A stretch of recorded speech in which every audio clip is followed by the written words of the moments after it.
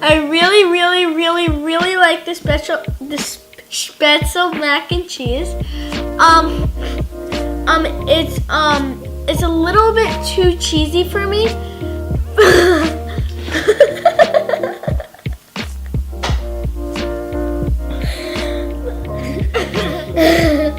I'm not really a big cheesy person, but for not a really cheesy person, it's really good. If I were a really cheesy person, I would think that whenever I went to a restaurant, I would order this every single time, and I would have to get it like 2 times.